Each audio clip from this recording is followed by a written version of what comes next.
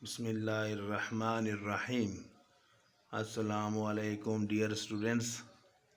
I hope you all are fine. Today we are going to discuss physics grade 10th and unit number 11. Our today's topic of discussion is sound. Now, what is sound? Sound is a form of energy and sensation of sound. Sensation of hearing is called sound. Whenever a body vibrates, whenever something vibrates, the sound is produced. And whatever we hear, whatever strikes with our eardrum, we call it as sound. That is called sound. How sound is produced or what is sound? Sound is a form of energy which is produced by a vibrating body. Now we require some things which help in propagation and transmission of sound energy. These include vibrating body like tuning fork. Whenever we hit a tuning fork on a rubber pad or somewhere, it vibrates, and vibration generates sound energy. First of all, we should require or we need a vibrating body. Second one is medium. Medium is a specific space where sound energy is produced. There are specific medium where sound energy can be generated or can be produced. And third one is hearing device, with the help of which we can hear a sound.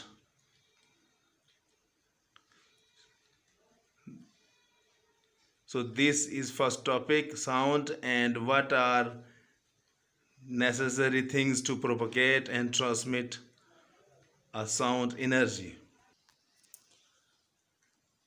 Now we proceed towards the characteristics of sounds.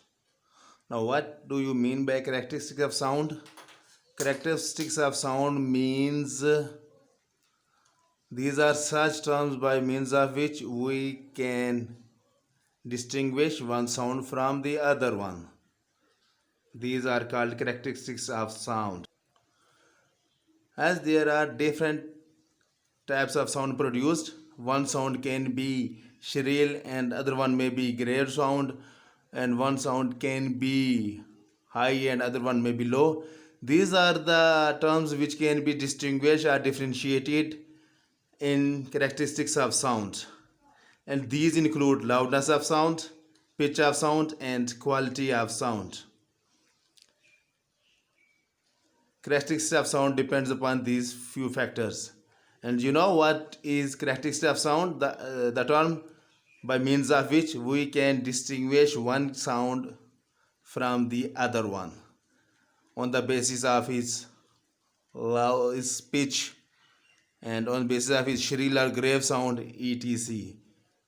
On these basis we can characterize the sound energy. Now we will discuss about the characteristics of sounds.